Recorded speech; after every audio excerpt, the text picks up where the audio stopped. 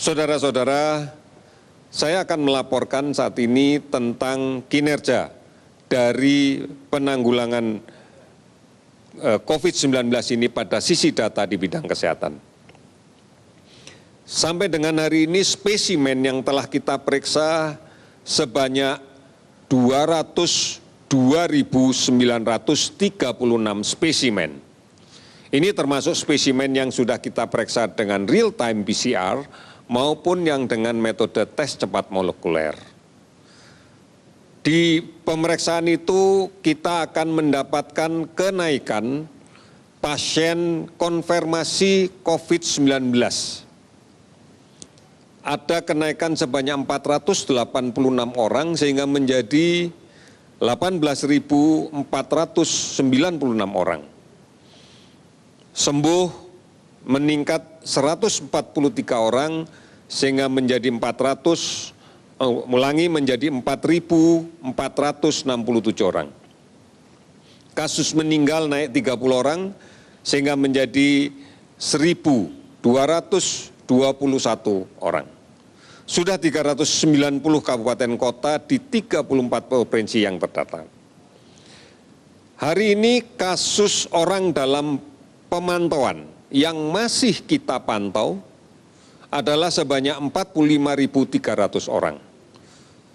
Jumlah ini sudah barang tentu adalah orang-orang yang memang kita pantau sekarang, karena kemarin sudah ada yang selesai pemantauan dan tidak masuk lagi dalam ODP, dan kita berharap besok tidak bertambah lagi, sehingga jumlahnya akan semakin berkurang. Kemudian pasien dalam pengawasan yang sampai saat ini masih terus kita awasi adalah sebanyak 11.891 orang.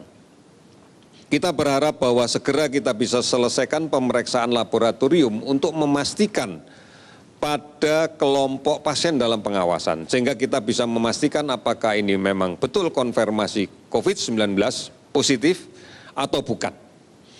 Oleh karena itu, saudara-saudara sekalian, mari kita melihat secara besar bahwa penularan masih terjadi.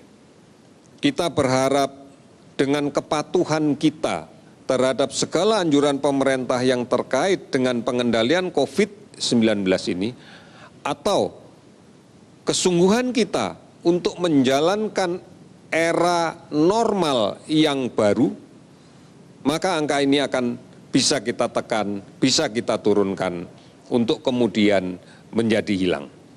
Oleh karena itu, ini gambaran bahwa penularan di luar masih terjadi. Bahkan kemudian kita juga masih melihat bahwa dampak ini juga tidak hanya pada kelompok masyarakat saja. Namun tenaga kesehatan juga banyak yang terdampak oleh ini. Oleh karena itu mari kita bersama-sama bekerja sama. Kita berduka atas gugurnya beberapa tenaga kesehatan. Namun kita juga harus kemudian memiliki komitmen yang kuat untuk menurunkan kasus ini. Oleh karena itu kerjasama secara serentak terus-menerus menjadi sesuatu yang penting. Dan kita jangan segan-segan untuk saling mengingatkan untuk sebuah kebaikan. Oleh karena itu mari kita kembali lagi bagaimana normal baru dalam kehidupan kita harus kita warnai dengan membiasakan untuk mencuci tangan secara sering dengan menggunakan sabun dan air yang mengalir. Kemudian tidak lagi kita membiasakan kebiasaan untuk memegang wajah, memegang mulut, hidung, mata sebelum mencuci tangan, karena ini akan menjadi sangat rawan. Cuci tangan pakai sabun. Kemudian apabila kita terpaksa harus keluar rumah, gunakan masker. Dan jaga jarak. Apabila ini menjadi budaya kita, pasti kita tidak akan membentuk kerumunan-kerumunan yang tidak ada pentingnya. Oleh karena itu, di rumah adalah pilihan yang terbaik. Dalam situasi seperti sekarang ini, sebaiknya tidak keluar rumah. Tidak mengambil resiko untuk melakukan perjalanan kemana saja.